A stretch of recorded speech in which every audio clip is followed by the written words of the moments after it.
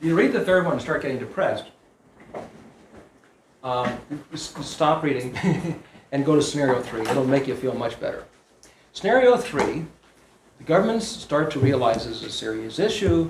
They have more detailed workshops. They get organized on this sort of stuff. They make the transition. They do their cash flow. They do all these things they do right. And when they get out to 2030 or so, or 2035, guaranteed income comes in as people get unemployed. Now, so the idea is that if you are a nice human being, you go to school, you do well, you get a job, you do well, then you retire and you get retirement and everything's fine. That's the model, that's the social contract worldwide, right? That social contract, we figure, won't be able to be met eventually because of all the reasons I'm sure you're aware of. So, if that's the case, it's not right to throw people in the streets who have done what you said they should do. What kind of society does that? It's not right. So, but when does the cash flow projection work? And it was said somewhere around 2030, which is nice, because by 2030 is the earliest possible maybe on general intelligence. So as a result, if you have your basic income, nothing fancy, the basic income, then you don't have to run for the next job that you don't want to do. You can start to say, who am I? What do I want to do anyway? And who's interested in paying a small amount worldwide for what I want to do? Like before coming here, I didn't, but I could have said, I'm coming to the National Assembly. Put on my Google glasses. Are they allowed here? I don't know. Are you allowed? Yes? So I could have put on my Google glasses and say, okay, I want to give this talk at this new Future Institute. Korea's got a Futures Institute looking at the futures for the National Assembly. Very cool. Who wants to come with me? Well, right off the bat, probably 100 or 200 futures would want to know about this. Probably not. Right? And let's say I want to charge them $1 or €1. Well, that takes care of my dinner. No problem. And I was going to be here anyway. So it didn't cost me anything, really, to do it, other than a little time to say, hey, I'm going to come onto the assembly. Right?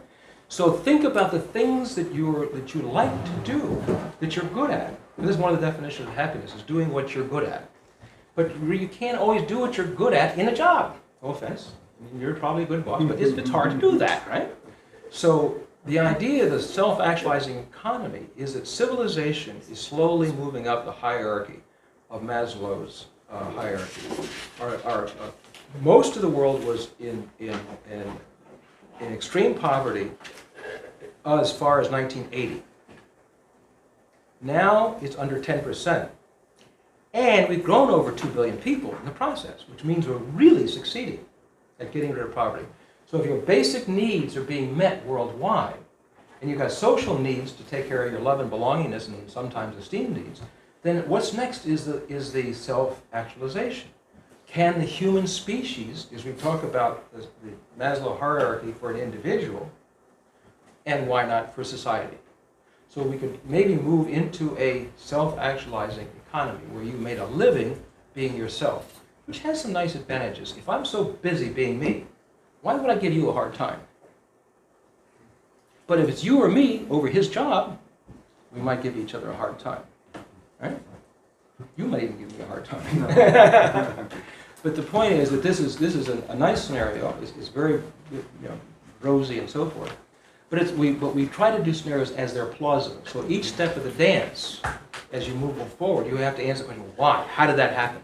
So you're connecting them in a plausible way. So these scenarios were given out to people, and then they made their suggestions. And these are the countries where we did workshops. And we still got some coming up in other countries. So this is an ongoing process. And then you can see here that the 93 actions were assessed. They were distilled down from a couple hundred, but 93 assessed. And an additional 118 were suggested even after the workshops as well, or even after this exercise. So we said, assess them, and what else would you do? So the point here is STEM education is a good idea, but it's not enough. So that's the final takeaway on this study. We've got to do a lot more than that. Because right now in the United States is, well, we'll just fund STEM education and everything is cool. No, it's not. It's not enough. Okay. Out of that study, I pulled out 5 for government, since you're responsible for helping the government here. The first is establish a national, or independent, as much as possible independent, technology forecasting assessment agency to inform the legislature. You are implementing the first suggestion. Yeah, I think I am. Yeah? Thank you. That's very cool. So you can pat yourselves on the back. Okay, the next one, the government, employers, and labor unions, employers meaning business, should cooperate to create a lifelong learning models including forecasts of future skills. So let's say I'm LG. I can put in 5 years I'm going to need these skills. And these are the requirements for these skills. Okay?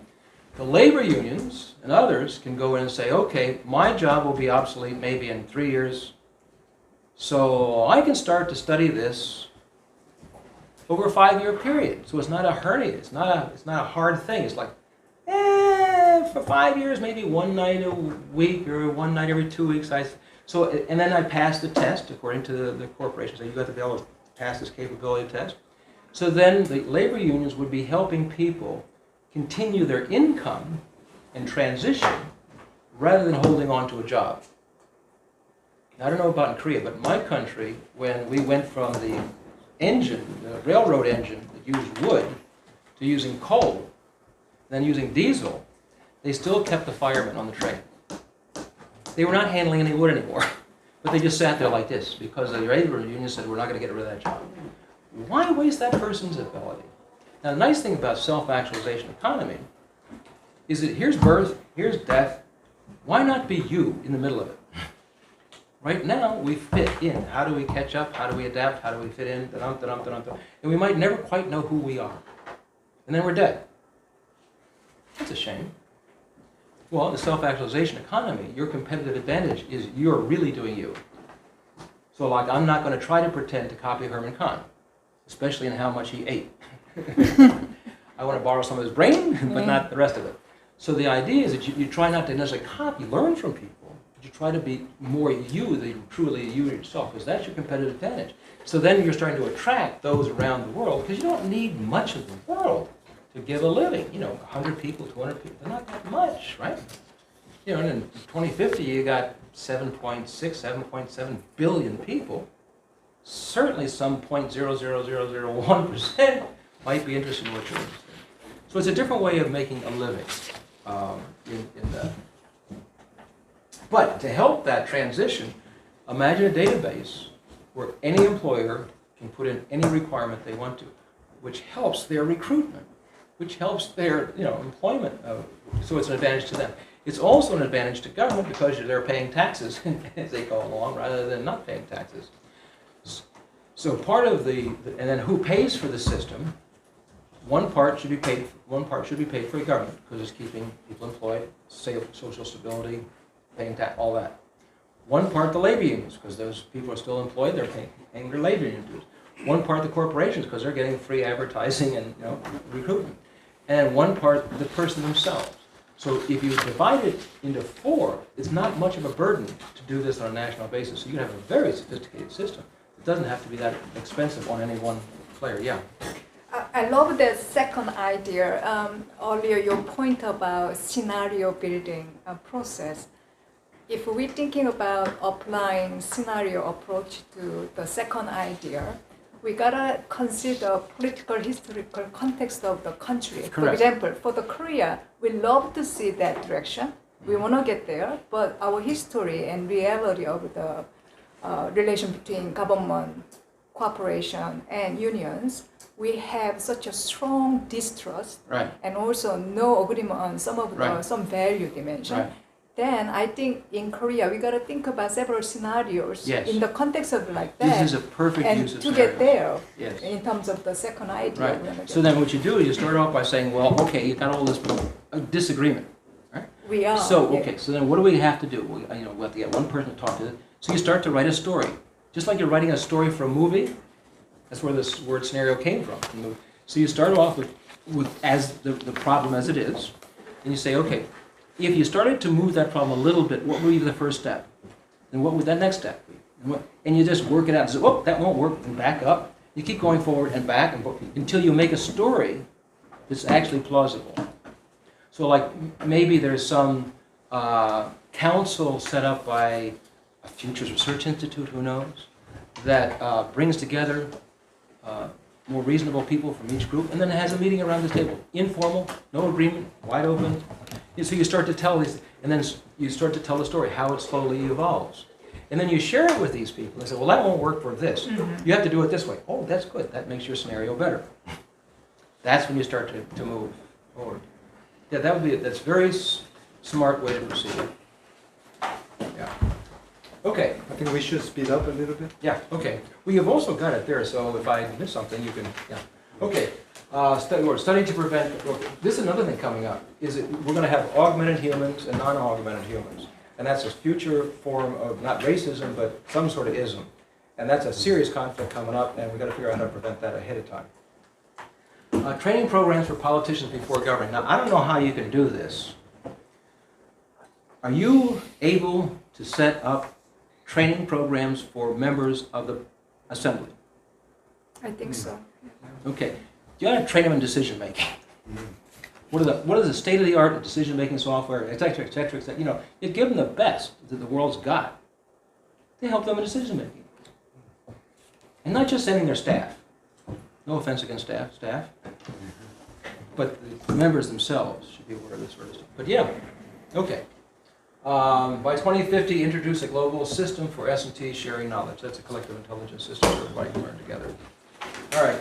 These are the ratings. You can read those later. Information warfare and deterrence. This is a real problem. Information warfare currently is being conducted by nation states. Now, I make a distinction between cyber warfare and information warfare.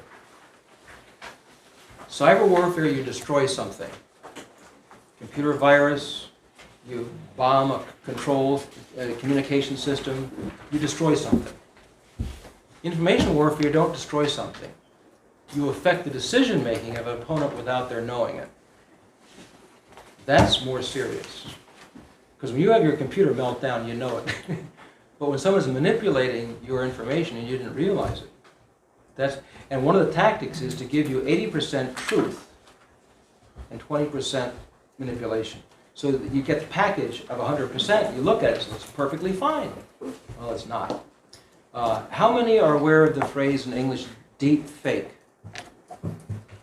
One. Okay. Tonight, I'd like you to do a Google search on deep fake and see all the possible deep fake. That's present tense. Now, AI learns from feedback. Yes. Which means between the deep fake you will see when you do the search to the next elections coming up will be more sophisticated than that. Deep fake is already sophisticated. Like, for example, I can take a photograph of your face without you knowing it. I can record your voice sound without your knowing it. I can then write a paragraph of nonsense, give it to a software that takes Wikipedia or some large database and creates a second paragraph making it sound like a news item. And then I put them together, then I have you on some social media saying this as if you said it. That's today. That's one of the examples of deep fake.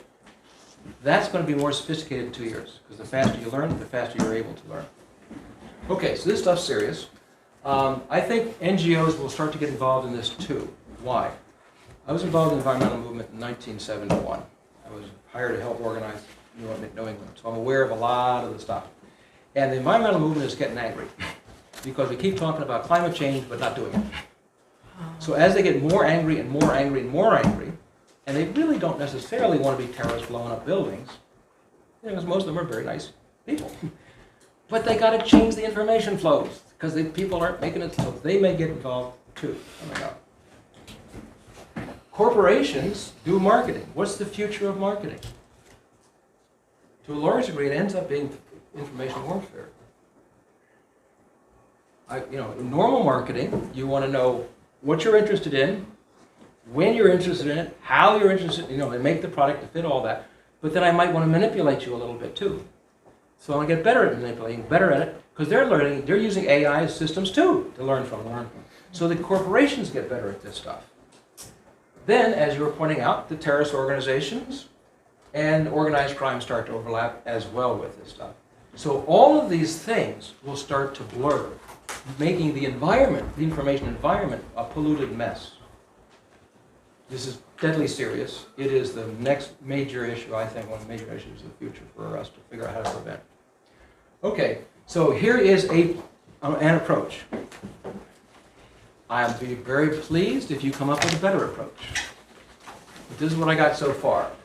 Is you use information warfare-related data banks. Now, they exist around the world. There are a lot of universities, I'm sure there's places in Korea that's tracking fake news, fake information, and all that sort of stuff. It's happening. So we want to be able to integrate as many of those data banks as possible, and then put on top of it an artificial intelligence that can do predictive analytics. So you start to say, what are the next set of activities over the next week, the next month? What are they? Are there 10 possibilities coming up, 100 possibilities? For every single possible action, then, you find out what would be necessary to prevent that act. And if that's what's necessary to prevent the act, then who does it? Do they need a geographical location? Do they need a certain education? Do they need access? Do they need to work somewhere? What is it? What's the profile? So you create a profile for that action. Just like advertisers create a profile for the sale of their product. So when you come on to some Google or some other software system that has ads, so instead of getting just your ad for other things, you can also get a prompt saying, by the way, next, would you like to play your role in information warfare? You can say yes or no. You say yes, they say, okay, next week there's going to be this meeting in Helsinki. Would you like to do the Twitter feeds on this because you happen to be an expert on X, and we think that there's some BS is going to come up, and we need somebody that can counter that nonsense who knows what they're talking about. Right? So you're getting ahead of the game. If we just say that's fake news, then we're treading water. Because it's information's out there, and it's going to get worse. We have to get ahead of the game. And the only way I know to get ahead of the game is to forecast. And then figure out what do you do to prevent that. So there's a little cycle. And the idea is that we would do this and it would continue to learn. So we, the citizens of the world, would learn together. Because we can't rely just on government. It's too complex to just assume that a government can handle this sort of stuff. I mean, you know, if you do another Google search, how many Russian fake accounts were there in 2016? You will find hundreds of thousands, if not millions. And how many pieces of information came out? I mean, it's just a flood. And that's going to be like nothing compared to what's possible in the future. So the faster we take this stuff seriously, the better off it will be. So the idea is that so it keeps learning. So then when you identify the skills are better identification. So it keeps learning and learning, so it gets better at it all the time. So those are further resources that you can take a look at. The other ones are more for your internal, for your agency, I think. Is there any other things? That's it. Yeah, areas of collaboration, because we talked about that. Okay, yeah. Questions, thoughts, answers? I don't know much about the guaranteed income, but actually there was some research in Canada and some of the African countries. But recently in Silicon Valley, like the Auckland study, like the guaranteed income, probably it was not by the government, but it was like some private sectors. Actually, I was living in San Jose, pretty close to the Auckland. So, like, is there any update on the outcome of the guaranteed income? Yeah. In the Auckland? I don't know that the outcome of that study. Mm-hmm. I'll be happy to do a little Google search. So far, none of the studies have included a cash flow projection. Now, the studies that I have read, such as the one in some of the stuff in Finland, and a couple in Africa. What's the German-speaking thing next to South Africa? Namibia? Namibia. Good man. Namibia did one. And I think an East African country, I don't know, Zimbabwe or one of them in that area did one. In Canada, you mentioned. And one of the things that's clear in the studies so far is that most people don't become lazy, which was the original assessment. If you give something for nothing, you'll make people lazy. Well, not everybody wants to do nothing. Most people want to do something. You know, they get curious. They may take a day off, a week off, maybe a month off, but they don't want to do nothing forever. Health was a big deal. People put a lot of their money into their children with health. So the health indicators improved in almost all the studies. So that was one of the common denominators around, because mothers would make sure that they could get to the hospital, whereas if they had no money, it's all difficult. What are you going to do? And this is these are like Namibia. You don't have the same sort of health systems in Zimbabwe. And in some other I forgot about other ones, some of the money was invested into things like sewing machines to create their own jobs. So that by and large, it was not a waste of money. Now, there's some disinformation going on about the Finland study. I got this from the horse's mouth at their Committee for the Future staff and member of parliament. They had two groups. 1,000 here getting the income, which I think was half their living standard. So it wasn't a whole lot, but it was something. And another half who matched the profile of these people but didn't get it. So they were doing like a control experiment. And then they stopped it after a year or two to do the study. The disinformation was Finland did not like the study, it was a failure, they stopped the money. No, that was part of the design of the research. Okay? So there's a lot of... Who do you think did do this information? Well, the person who I first heard it from, you want to turn off that for a second?